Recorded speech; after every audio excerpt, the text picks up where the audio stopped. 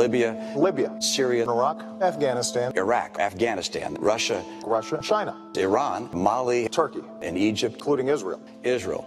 Pakistan.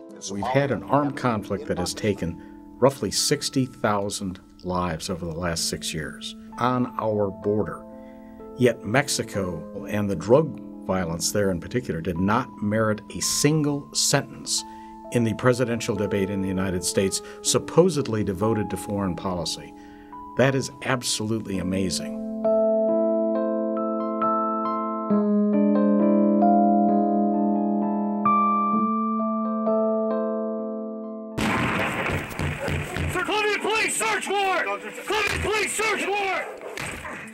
The United States has been the driving force behind a decades-long global war on drugs, spurred in part by the U.S. role as the #1 market for those drugs. There's been an escalation of drug-related violence really over the past decade, but it became acute 6 years ago when Felipe Calderon became president of Mexico. The United States strongly supported President Felipe Calderon's decision to take on cartels with military tactics. The result of this stepped-up drug war has been a disaster for Mexico, erasing a long decline in the murder rate. The cartels are primarily at war with each other, trying to control the very profitable drug trafficking routes into the primary consumer market, the United States.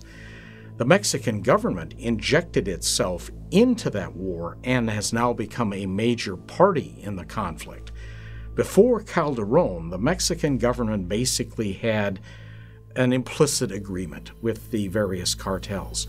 Keep the level of violence within bounds, and we will not interfere unduly with your commerce.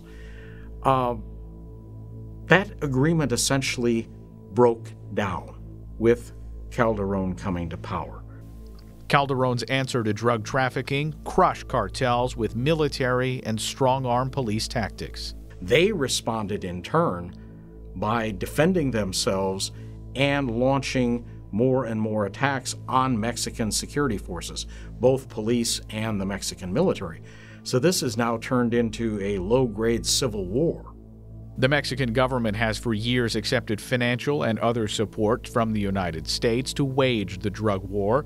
The most recent agreement was the Merida Initiative between President Bush and President Calderon. As Felipe Calderon prepares to leave office, he admits now that stopping drug trafficking is impossible. He told the Wall Street Journal that the United States must explore all the alternatives, including the market alternatives, in order to reduce the amazing amount of money coming from the black market in drugs. The U.S. has really asked Mexican authorities to do the impossible. The drug trade itself is so incredibly profitable. We're talking about a global industry that is at least $300 billion a year, some estimates even as high as $500 billion a year. In President Obama's first term, for all the rhetoric, little has changed from the Bush years. Although the Obama administration dropped the drug war metaphor, that's about all it did drop. The policies remained basically the same as what we had with previous U.S. administrations. Now that he doesn't have to worry about re-election, if there is an opportunity for a more enlightened drug policy, both here in the United States and internationally, he now has the ability to do that.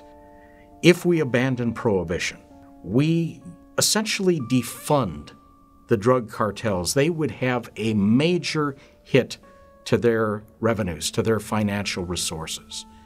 That would greatly reduce their power, the threat they pose to the Mexican government and Mexican society.